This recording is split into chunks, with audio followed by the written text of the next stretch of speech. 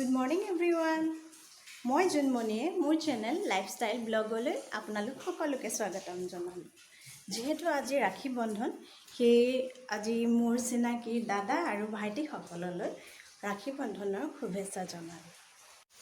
Post pregnancy মোৰ বহুত চুলি সৰিছিল। তেতিয়াৰ পৰা আয়ুৰ্বেদিক তেল এটা মই ঘৰতে প্ৰস্তুত কৰি লগাওঁ। জবা ফুলৰ পাত আৰু নৰসিংহ পাত ধুই ল'লোঁ।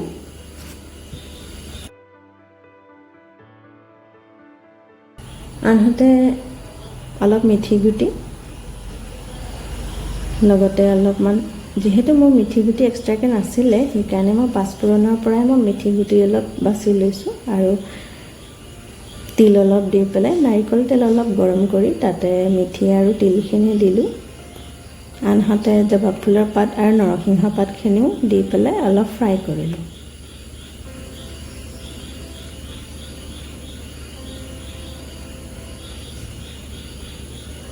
গেছটো অলপ চিমত দি পেলাই অকণমান বেছি ডিপ ফ্ৰাই হোৱাকৈ ভাজি ল'লোঁ। যিহেতু তেলটো সেউজীয়া পানীৰ দৰে হৈ গৈছে, সেউজীয়া ৰঙৰ হৈ গৈছে, তেতিয়ালৈকে ডিপ ফ্ৰাই কৰি ল'লোঁ।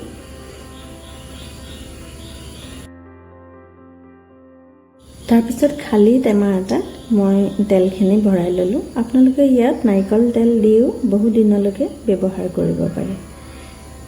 তেলখিনি চাকি লোৱাটো ভাল, যিহেতু তলত থকা গেটখিনি পৰিব পাৰে, সেইকাৰণে তেলটো মই প্ৰথমতে চাকি লৈ পেলাই বটলত সাফৰ মাৰি সুমুৱাই থৈ দিলোঁ।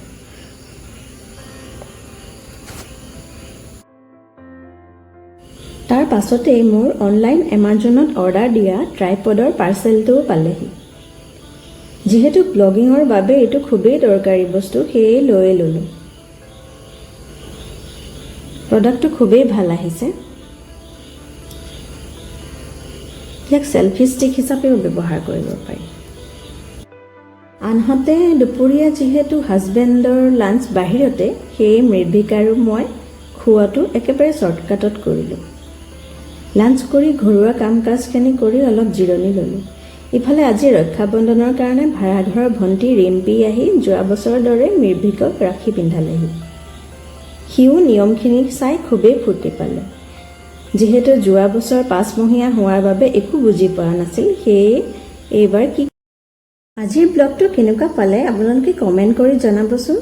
যিহেতু এইটো মোৰ নতুন চেনেল হয়, সেয়েহে আপোনালোকে ছাবস্ক্ৰাইব, লাইক আৰু শ্বেয়াৰ কৰি দিব। আৰু নতুন নতুন নটিফিকেশ্যনসমূহ পাই থাকিবলৈ তলত থকা বেল আইকনটো প্ৰেছ কৰি দিব। ধন্যবাদ।